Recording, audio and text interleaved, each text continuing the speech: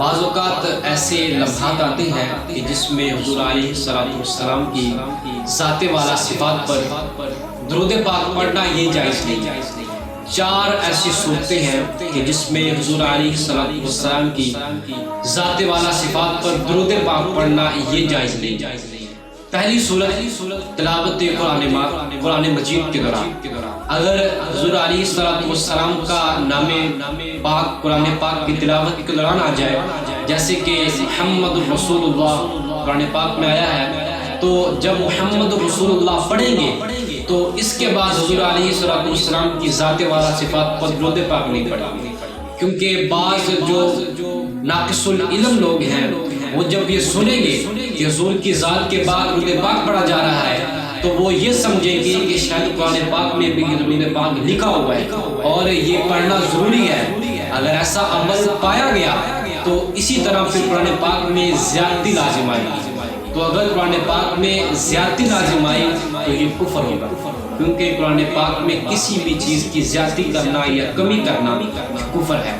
تو ایک تو یہ ہو گیا کہ تلاوت قرآن مجید کے دوران اگر حضور علیہ السلام کا ذات والا صفات آ جائے تو اس پر درود پاک پڑھنا یہ جائز نہیں ہے۔ دوسرا یہ ہے کہ جب حضور علیہ السلام کا نام والا شان خطبے کے دوران آ جائے، جب امام خطبہ دے رہا ہو، چاہے وہ جمعے کا ہو، چاہے وہ عید کا ہو، چاہے وہ نکاح کا ہو، الغرض جس چیز کا مرضی خطبہ ہو، تو اس میں حضور علیہ السلام کا نام آ جائے تو اس وقت بھی درود پاک پڑھنا یہ جائز نہیں ہے۔ حدیث پاک میں بھی حضور علیہ السلام نے فرمایا اذا قلت لصاحبك یوم الجمعۃ انصت والامام یخطب فقد لغوت، حضور نے فرمایا کہ جب تو اپنے ساتھی سے کہے خاموش ہو جا اور امام خطبہ دے رہا ہو تو تو نے فضول بات کہی۔ تو بظاہر اس میں ایسی کوئی بات نہیں ہے کہ خاموش ہو جانا اپنے ساتھی کو کہا جائے خطبے کے دوران، اس میں صراحتاً کوئی بات نہیں ہے، لیکن پھر بھی حضور نے منع فرمایا۔ تو خطبے کے دوران اگر حضور علیہ السلام کا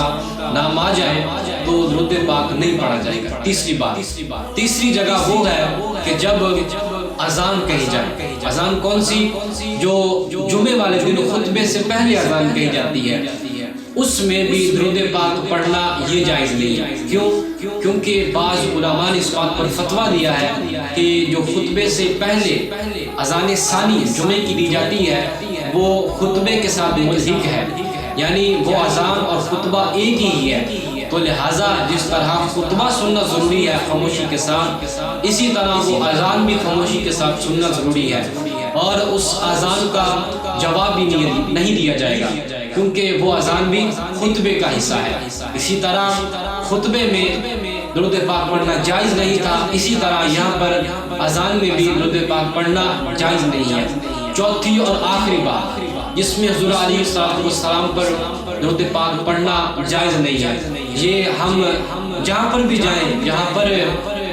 ختم پاک کا ایک مہر بنا ہوا ہو تو وہاں پر یہ چیز دیکھنے کو بڑی ملتی ہے، یہ جائز نہیں ہے، کیونکہ ختم قرآن پاک کے دوران جب آیت مبارکہ یہ پڑھی جاتی ہے قرآن پاک کی ما کان محمد ابا احد من رجالکم، تو جب یہ حضور علیہ السلام کا نام آتا ہے تو تمامی حضرات اپنے انگوٹھوں کو بوسہ دے کر آنکھوں پہ لگاتے ہیں اور بآواز بلند حضور علیہ السلام کی ذات والا صفات پر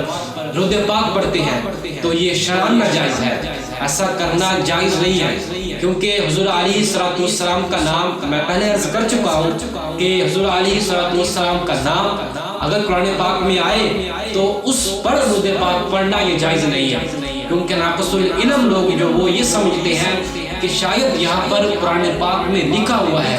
تو یہ لکھا نہیں ہوا ہے، یہ تو اپنے پاس سے پڑھتے ہیں، تو اپنے پاس سے پڑھنا